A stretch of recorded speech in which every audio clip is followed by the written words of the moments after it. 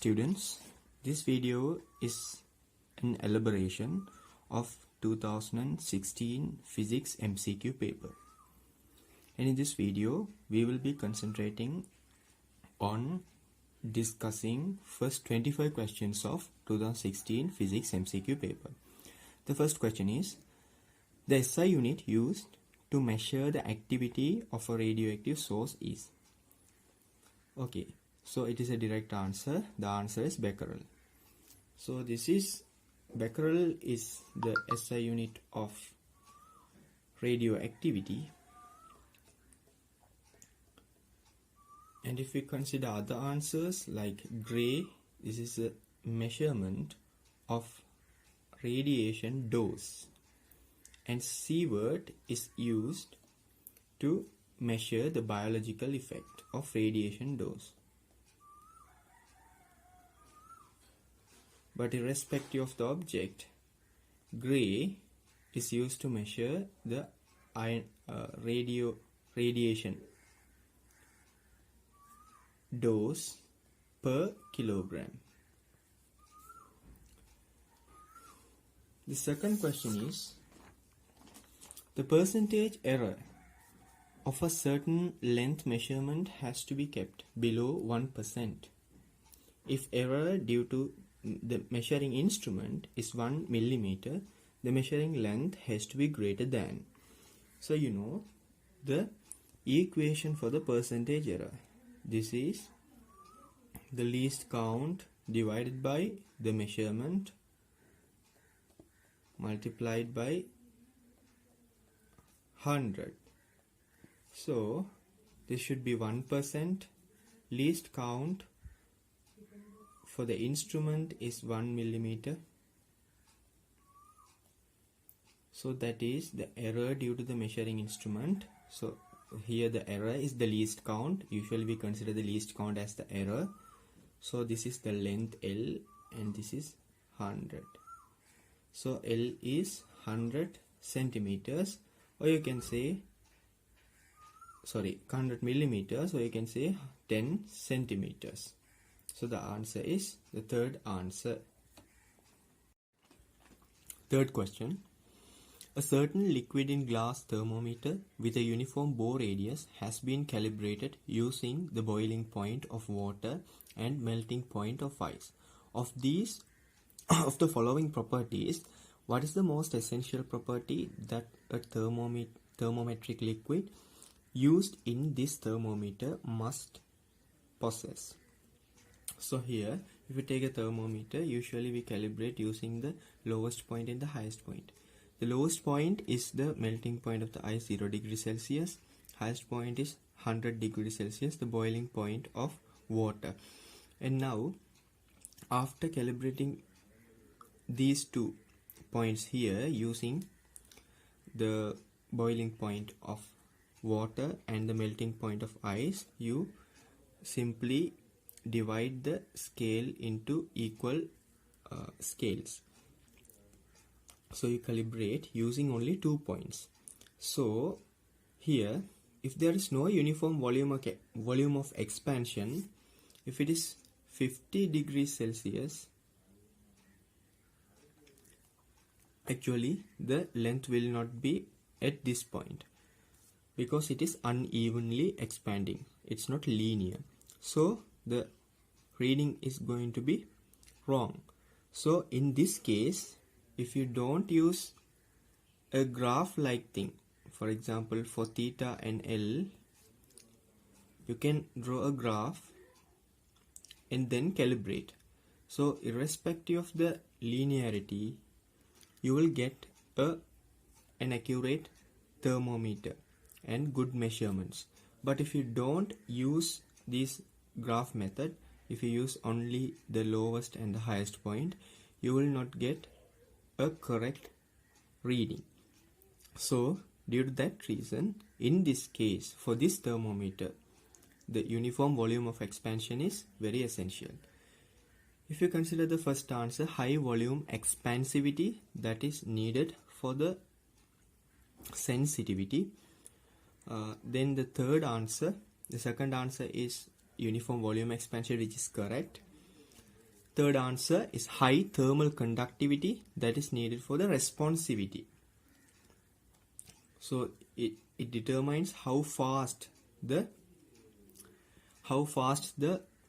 liquid expands with the changing temperature. The fourth answer, low specific heat capacity. So this is needed for the accuracy of the thermometer. Low vapor pressure, which is not the most essential factor. The fourth question, which of the following are true regarding the electromagnetic waves? So you know the properties of electromagnetic waves. So the first statement is about directions. Directions of electrical and magnetic fields are perpendicular to each other. Yes, you know there is an electric field and a magnetic field. They are perpendicular to each other. If you say that this is electrical field, the magnetic field will be like this. So you should observe a 3D image. So they will be perpendicular to each other and perpendicular to the direction of the propagation. So the first statement is correct. The second statement, speed does not depend on the medium of propagation. That is incorrect, because the speed is determined by the optical density of a medium. So that varies with the medium. Third statement, do not necessarily require a material medium for propagation. Yes, even if it is a vacuum, they can travel. The fourth statement, direction of propagation of the wave is perpendicular to the directions of electrical and magnetic field. That's what I already said. That is also correct. Fifth statement, can be reflected at the boundary between two media. That is correct, because reflection is a property of all types of waves. So on the interface, if it is a reflective media, there will be reflection. The fifth question, a student has suggested the following methods A, B and C to increase the voltage sensitivity of a potentiometer wire. So what is voltage sensitivity? You use a potentiometer like this. The voltage sensitivity means for a smaller change, you will have a secondary circuit here. So some voltage difference from the secondary circuit like this, for example.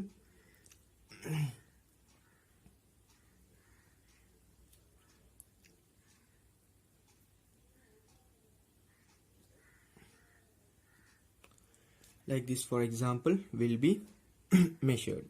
So here, for a smaller change in the voltage difference in the secondary circuit, you should have a greater increase or change in the length in the potentiometer. So that is the sensitivity. So for that, you should decrease, for increased sensitivity, you should decrease the voltage gradient in the potentiometer wire. So you can simply increase the length of the wire, or you can reduce the voltage difference across the wire. So statement A, increasing the length of wire, which is correct. So it will decrease the voltage gradient, thereby increase the sensitivity. The B statement, connecting a resistor in series with the wire. So if you connect a resistance in series with the wire, there will be a voltage depletion across the wire. So due to that voltage difference, the voltage difference across the wire will decrease. So at that instance also you decrease the gradient. So thereby you increase the sensitivity. So that is also correct. C statement, increasing the voltage applied across the wire, which will increase the gradient and decrease the sensitivity. So it is wrong. So the answer is A and B, second answer. Sixth question.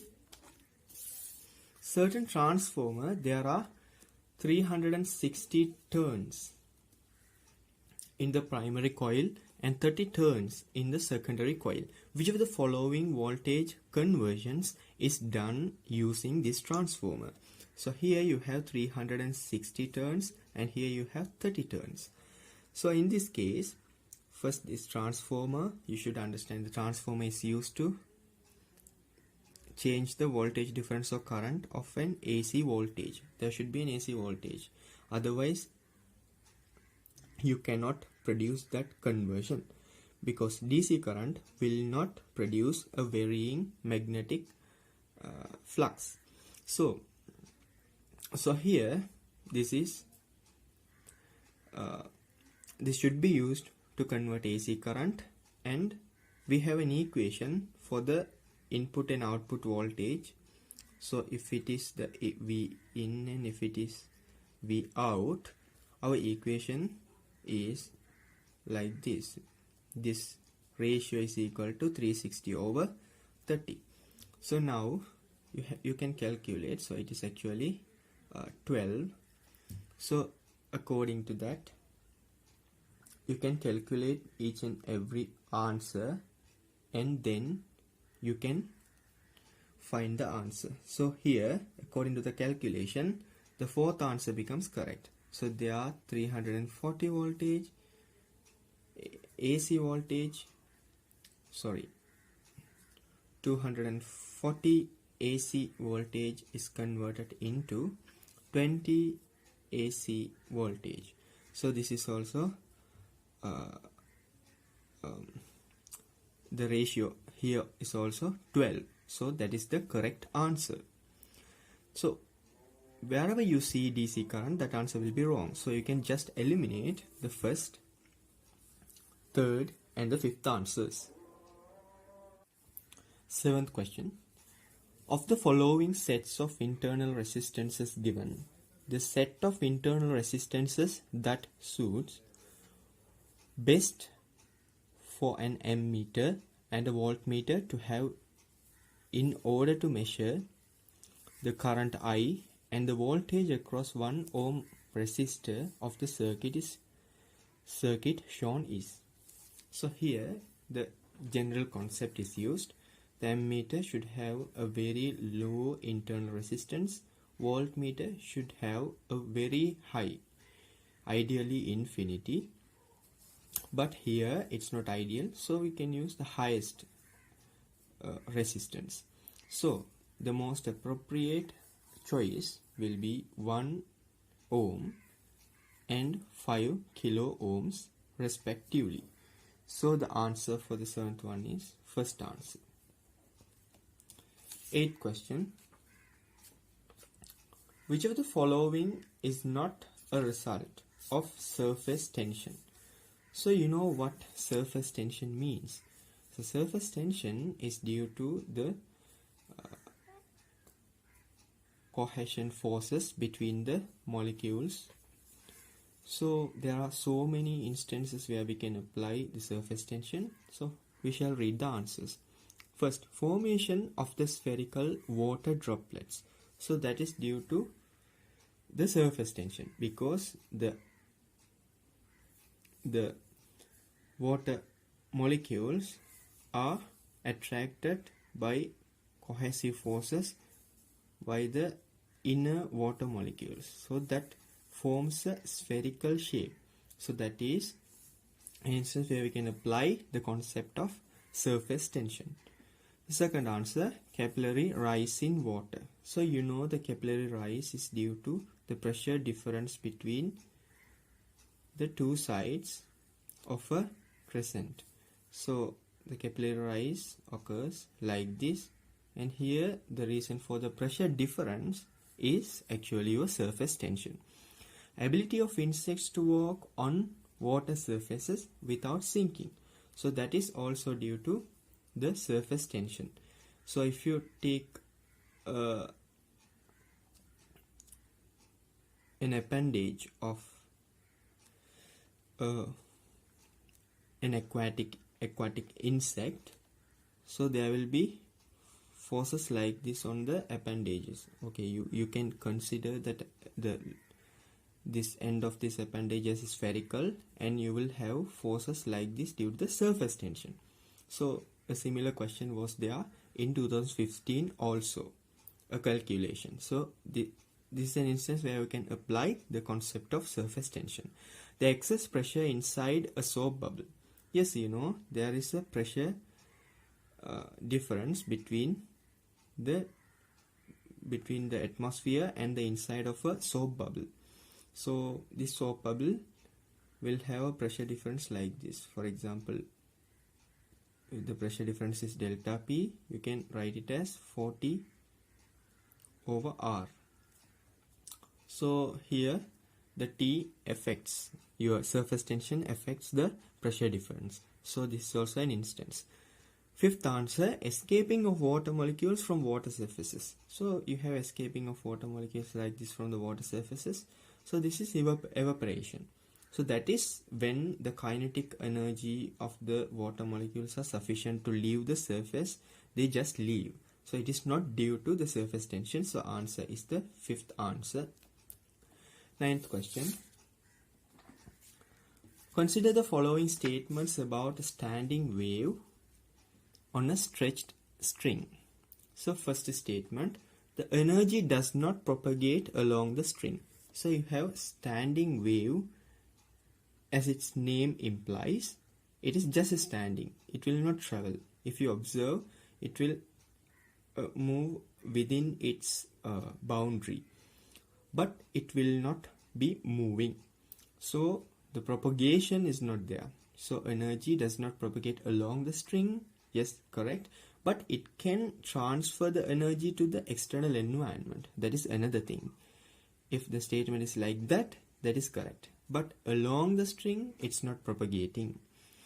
The B statement, the position of the node does not vary with the time. So node is usually considered a displacement node.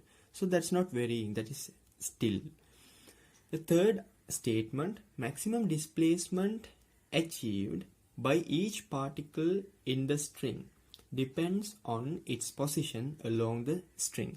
Yes, maximum displacement will be achieved by each and every particle. So these particles are not moving at the node. So this statement is not applicable for those points, but all other points will be moving like this. For example, this point, the maximum displacement is this. And for this particle, the maximum displacement is this and this in either directions. There are maximum displacements. So they will have maximum displacement within their boundary. So it varies according to the position. So the correct statements are all three statements. A, B and C are true. So it is the fifth answer for ninth question. The 10th question, which of the following gates operates according to the truth table given? So if you see this truth table, so here you have A and F. So we shall apply this thing to the first circuit and see whether it is correct or wrong. So it is a NOT gate. So when A is 0, input is 0, F is going to be 1.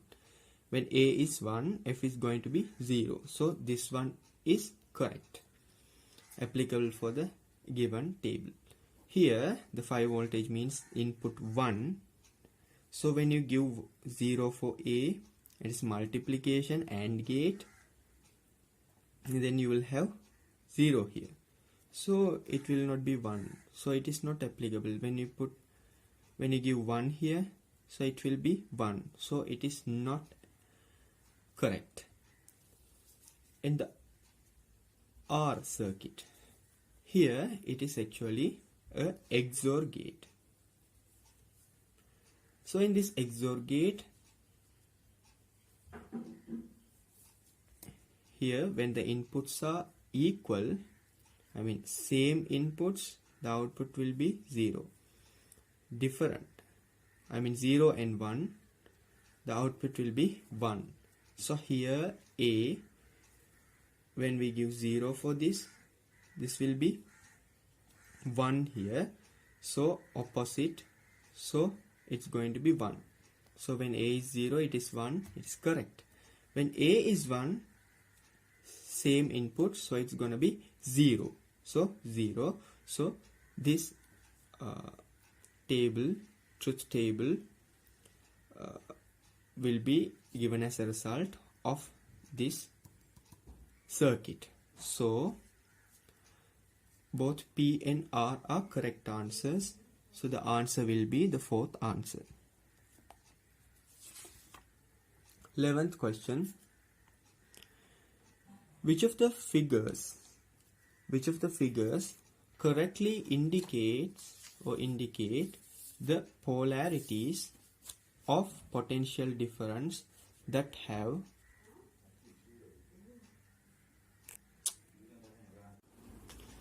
To answer this question, first we shall identify the types of transistors.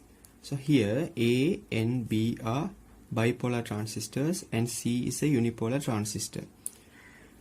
Bipolar transistors are identified using the direction of this arrow, also the unipolar transistor, and here you can see the arrow is always towards the N. So this should be N and this is also N. So this is an NPN type. This is a PNP type, and here this arrow is towards the channel, so channel should be N, so it's an N channel type unipolar transistor. So here for the proper function of the bipolar transistor, you know the base emitter junction should be forward biased, so P should be in a higher voltage than this N, so this should be positive and this should be negative. And for here this should be negative, this should be positive. In the unipolar transistor, if we identify its parts, so this is drain, this is gate and this is source. So usually when it is properly functioning, we control the channel using the magnitude of your depletion region. So actually you have to reverse bias this junction. So the VGS is usually kept in minus voltages. So this should be negative and this should be positive. So the C answer is actually given here is wrong. B is also wrong. The A is the only correct circuit. 12th question. When the body temperature of a person is 35 degrees Celsius, the peak wavelength of the radiation emitted from the body occurs at 9.4 micrometers. If his body temperature increases to 39 degrees Celsius, the peak wavelength will be. Assume that the blackbody radiation conditions can be applied. So in blackbody radiation, to relate the temperature and the peak wavelength, you can use the Wiens Displacement Law. So in Wiens Displacement Law, the peak wavelength multiplied by the Kelvin temperature is a constant. So in the first instance, when it is 35 degrees Celsius, the Kelvin temperature will be 308 kelvins, and when in the second instance when the temperature is 39 degrees Celsius, this is 312 kelvins, and here the wavelength is 9.4 micrometers, and here is the question. So when you apply this theory, you will get this answer. So the correct answer would be the third one. 13th question. A moving jet plane create a maximum sound intensity level of 150 decibel. Take the sound intensity at the threshold of hearing as 10 to the power of minus 12 watt meter minus 2. The maximum intensity of the sound that can be created by the jet plane in watt meter minus 2 is. So it is a familiar equation that you have to use here. So the equation for the sound intensity level. So it is 10 Lg I over I naught. So here you are going to put the maximum sound intensity level, and here 0 Lg I over 10 to the power of minus 12. When you simplify this, I will be 10 to the power of 3 watt meter minus 2. So the correct answer is the fifth answer. The 14th question. When wind blows over the surface of a still lake, a bunch of water hyacinth floating on the water as shown in the figure is observed to move in the direction of the wind with a velocity u. Consider the following statements made about the u. So here, why does it move? It's because of the force given by the wind. So when the air particles collide with the leaves or with the surface of the hyacinth, it gets a force. So when it reaches a certain velocity, there will be a resistance due to the viscosity of the water. So when this force and the viscosity of water equal each other, when they equal each other, the u become a constant. So what determines the u? It is actually the viscosity and the force given by the wind. So if we read the statements, magnitude of u depends on the rate at which the momentum is transferred from the air molecules to the bunch. So this is actually the rate of momentum transferred is the force applied. So that is correct. Second statement, magnitude of the u depends on the viscosity of water. Yes, that is correct. And the C statement, magnitude of u depends on the mass of the bunch. That is wrong, because mass will not affect either of these two parameters. So the correct answer will be the second answer. A and B are true. 15th question. An object is falling down vertically in air, suddenly explodes into 4 pieces. Which of the following diagrams shows the possible directions of the motion of pieces immediately after the explosion?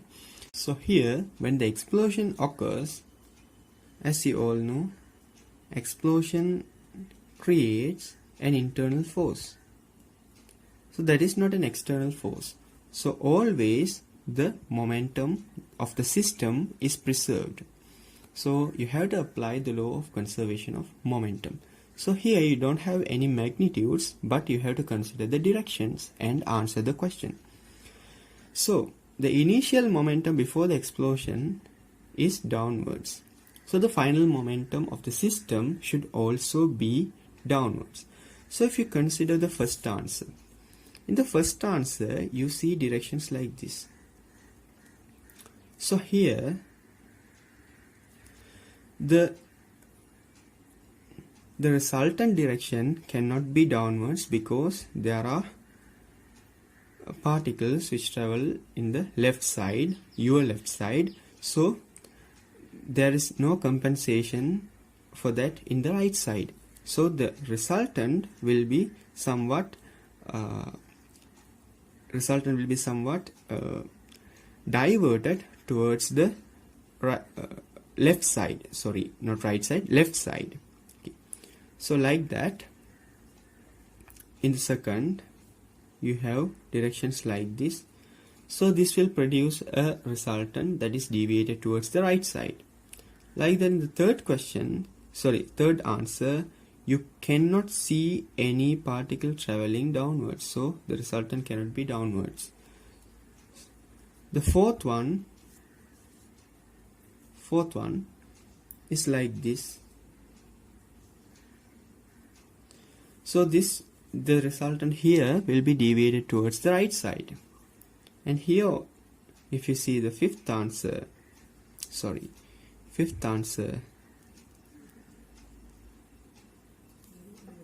here you can actually get a downwards resultant, because There are particles which travel in right and left directions, but they can compensate each other and can produce a resultant momentum downwards.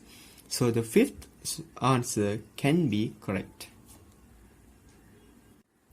16th question.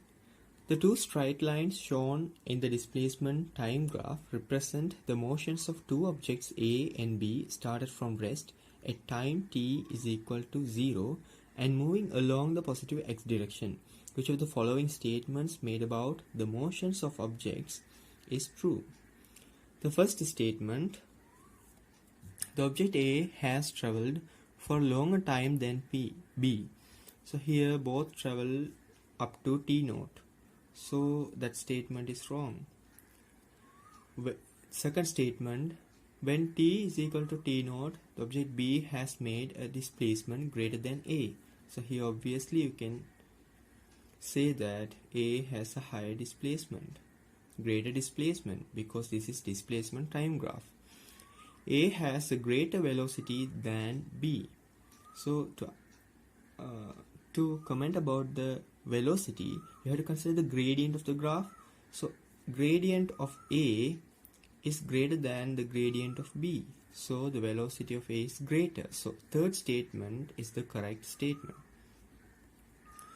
The fourth statement, object A has a higher acceleration than B, false, because acceleration of both objects is 0. Both objects have the same velocity at the point where the two straight lines cross each other. No, because the gradient varies. So the velocity also vary. 17th question. An elevator of 5000 Newton carries a load of 5000 Newtons. While moving vertically upwards in a building, it travels at a constant velocity from the second floor to the 12th floor in 20 seconds. Height of each floor is 4 meters.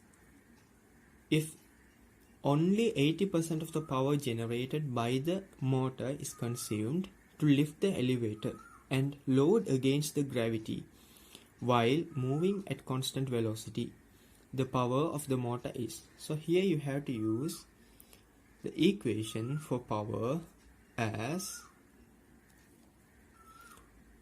the force into velocity. So here the resultant power, that is moving the weights,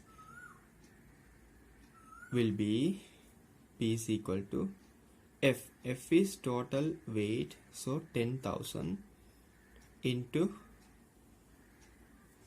V. V is displacement over time, so from the second floor to the 12th floor it is totally 10 floors. So each floor is 4 meters, so it is 40 meters over 20, because 20 seconds. So the power is 20 kilowatts. So this is the resultant power, but the power generated is greater than this because only 80% is used. So the power generated will be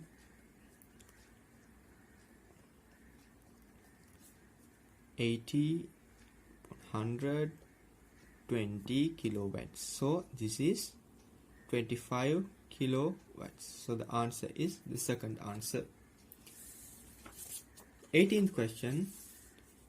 3 monochromatic light beams A, B and C have same intensities, that is energy flow through a unit area per second. So this is very important. Energy flow through unit area per second is the intensity. However, the wavelength associated with A is longer than that of B, and the frequency associated with beam B is smaller than that of A. The photon flux, that is number of photons crossing the unit area per second of 3 beams when written in ascending order, it will be. So here you have to make an equation for the intensities, otherwise you cannot compare.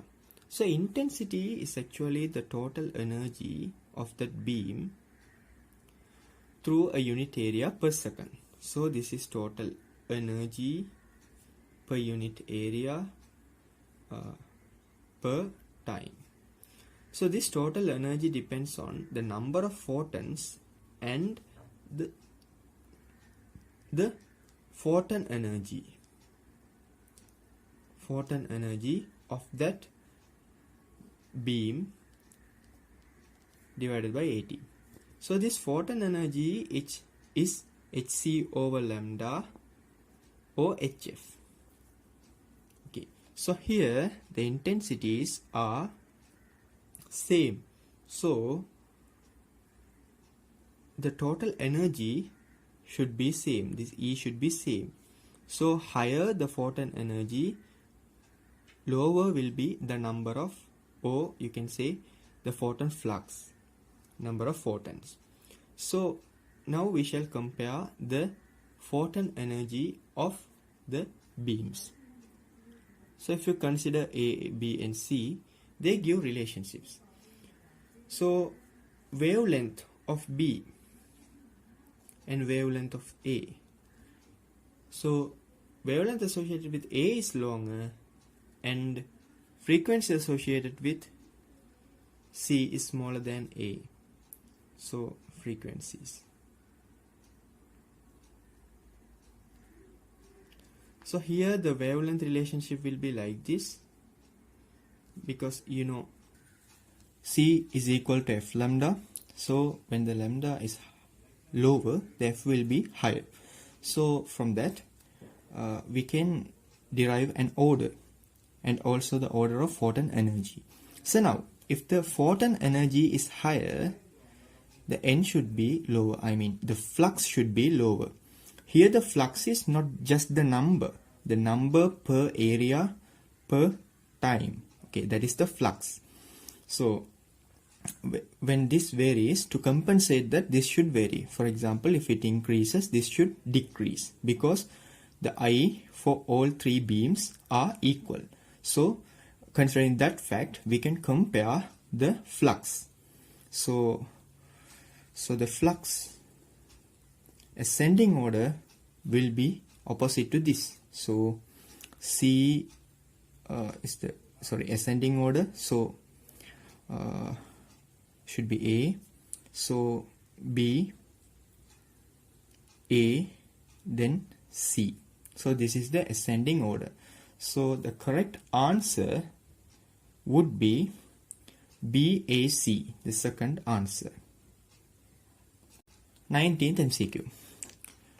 L aluminium and L copper respectively represent the fractional increase in the original lengths of two rods of aluminium and copper when their temperature is increased by an amount of theta degrees Celsius from the room temperature. Which of the following graphs best represents the variations of LAL and LCU with theta degrees Celsius? Linear expansivities of aluminium and copper are 2.3 into 10 to the power of minus 5 Celsius minus 1 and 1.7 into 10 to the power minus 5 Celsius minus 1 respectively. So now you know the equation for the linear expansion. That is L naught alpha theta. Alpha is the linear expansivity. But here what we consider is the fractional increase. The LAL and LCU are fractional increase. So that is delta L over L naught equals alpha theta. So here you can derive an equation for the graph. So this is y is equal to mx. So according to the linear expansivity, the gradient of the graph will vary. So you can see that for aluminium it is greater. So the gradient of the aluminium should be greater. And both graphs should go through the origin. Why? Because here there is no intercept. So you will get a graph like this. Through the origin, one graph is like this, another graph is like this. This is for aluminium and this is for copper. So the correct answer for 19th question is the first answer. 20th question. In this question, you have to understand the story clearly. Otherwise, you cannot answer the question. During the recent hot season, the nighttime temperature of a certain room with closed windows in a house made of bricks was observed to be 35 degrees Celsius. A person opened the windows of the room for few minutes and at night and allowed the room to be filled with the cooler air. So now windows will allow the cooler air into the room, which was present outside the house. Once the windows were closed again, he observed the temperature of the room had returned to 35 degrees Celsius. In a quick time, which of the following reasons he had proposed to explain the observed effect is most unlikely to be accepted. So, he has closed the windows, so now actually the room temperature immediately after closing the windows, the room temperature will be 27 degrees Celsius. But with the time gradually it becomes 35 degrees Celsius in a quicker time. So what is the possible source of energy or possible reason for this heat? So it should get the energy from somewhere. So without any energy, this change cannot happen. So you have closed the window, so it's not from the outside atmosphere. And they are not telling anything about the internal, any source of energy inside the room. So the possible source is the wall. It's a thick wall, so the wall will have some absorbed energy, and after some time that energy will be transferred to the air here. So it will be the air will be heated to 35 degrees Celsius from 27. So how can this heat conduction occur? So here the gas is there. The gas will be randomly moving. So they will go and collide with the wall and they will get some heat. And then they will collide with the other particles and there will be convection currents and all. And finally, the whole room becomes heated to 35 degrees Celsius. So we shall now read the statements. First statement, the rapid movement of air molecules inside the room. Yes, because they are moving rapidly, the conduction of the heat is very higher. The rate of conduction is very higher. So due to that, it occurs in a few minutes. Okay, a small amount of time. Collision of air molecules with the walls. Yes, that increases the conduction. Transfer of heat from the wall to the air molecules. Then the low heat capacity of the air. Yes, that is the reason why the change has occurred very quickly. If the heat capacity is higher, the more energy will be needed. So more the energy needed, higher the time it takes. So it is a low amount of time, so the heat capacity should be low. The low thermal conductivity of the air. So it cannot be a reason. If there is low thermal conductivity, it will take more time. So it cannot be a reason. High specific heat capacity of the brick walls. Yes, that is correct, because the brick walls should act as a reservoir of energy. So that reservoir should have more heat. So for that, it should have a high heat capacity. So the correct answer would be fourth answer, which cannot explain or very unlikely to be the reason. Okay, 21st question. A cube of ice of mass 1 kilogram at 0 degrees Celsius has a small metal sphere trapped inside as shown in the figure. It was found that the ice cube requires 300 kilojoules energy to completely melt and form water at 0 degrees Celsius. Specific latent heat of fusion of ice is 330 kilojoules per kilogram. the mass of the metal sphere in grams is approximately. So this question is the most easiest question in this paper, I would say, because it is the 21st question, but it is not that difficult to do. So you have to just subtract the mass of the ice from the total mass. How do you calculate the mass of the ice? So M ice is actually, using the H is equal to ml. This is the temperature, sorry, this is the heat energy that is needed for the melting. You can calculate. So M ice will be 330 kilojoules, so 10 to the power of 3 over 330, this is 300, the energy heat is 300, and this is 330 into 10 to the power of 3. So it's just a calculation. So you will cancel these two, and then now you have to subtract how the mass of metal sphere, that is 1000 grams minus this, we shall convert it to grams, so you have to multiply it by 1000. So it is 300 into 10 to the power of 3 over 330. So if you do the sum, you will get an answer like this. It is actually approximately 91 grams. Okay, now 22nd question. 22nd question. An ideal gas is taken from a state A to state B through two paths, ACB and ADB, as shown in the PV diagram. When going through the path ACB, 100 joules of heat is absorbed and 50 joule work is done.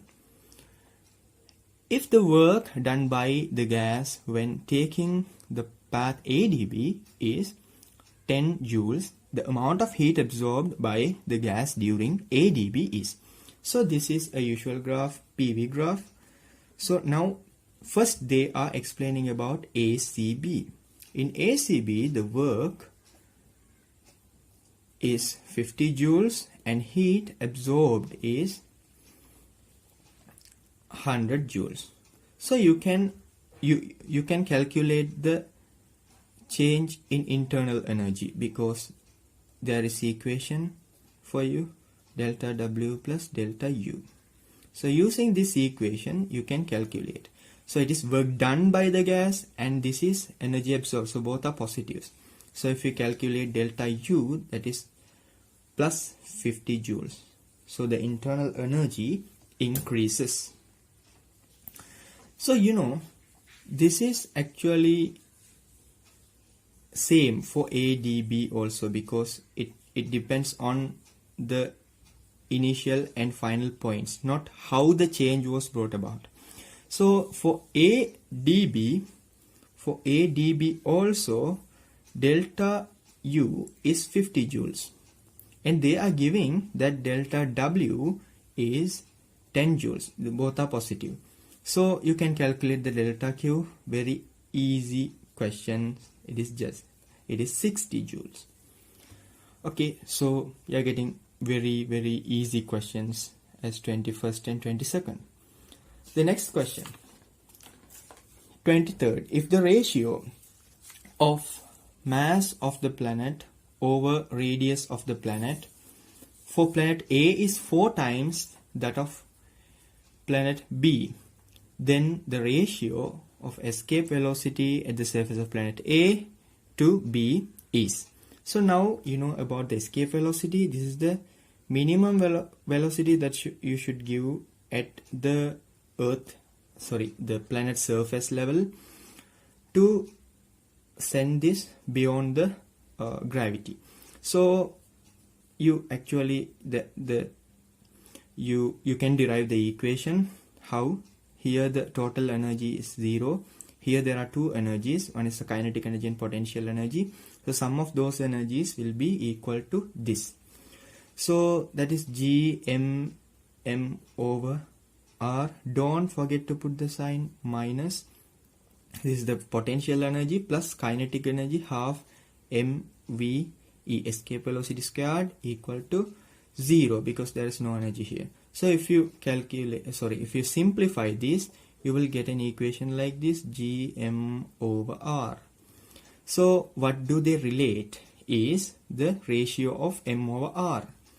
So escape velocity is directly proportional to the root of m over r.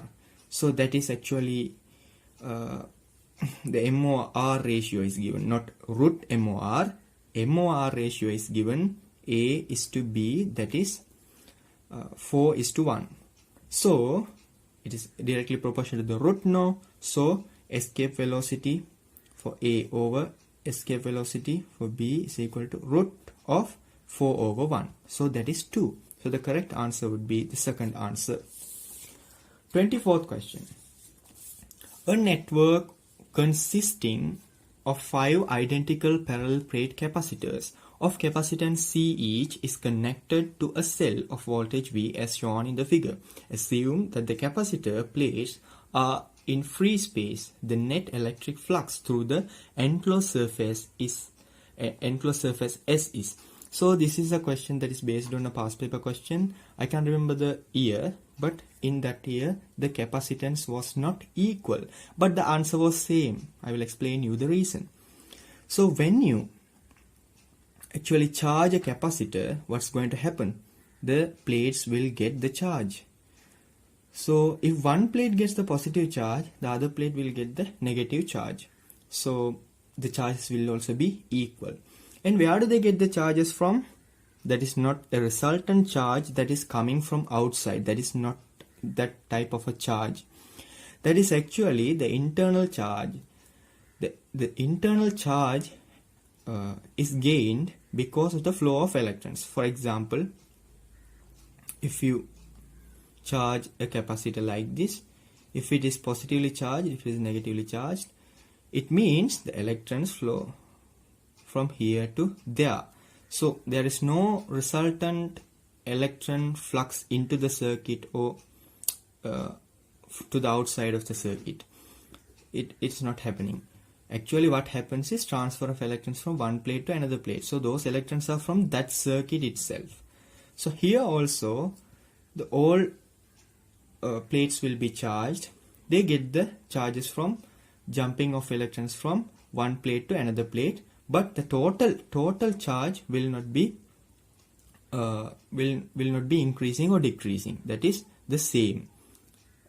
So here if you consider these three plates, whatever the charge they get, actually this will not be charged because of the Wiens theorem. This will not be charged. Even if it is charged, you know the charge is due to the flow of electrons among these three plates. So if one is positive, other one will be negative. So anyway, the total charge within this area is going to be 0 because there is no resultant flow of charge to that region or from that region to the outside. So it is a closed system like thing. So when you consider the total charge, algebraic sum of charges, that is actually 0. Here 0 charge, 0 coulombs. So what about the electric flux through this? The equation for the electric flux is Q over epsilon naught. So anyway the Q is 0, so the electric flux is also 0. 25th question. Two cells having EMFs of 3 volt and 3.2 volt and equal internal resistances of 0.5 ohm are connected in parallel as shown in figure. Power dissipation by the cell combination is. So here in this circuit, the 3.2 volt, as it is higher than the 3 volt, it will direct the electricity against the 3 volt. So the resultant voltage difference for this current flow is 0.2. So by using our Kirchhoff's equation, you can simply calculate the I. So I have to put the total resistance here and the resultant EMF here. So using that, I'm finding the electric current. So power is given by I squared R, so 0.2 squared into total R, so it is 1, so 0.04 watt. So the answer is the fourth answer.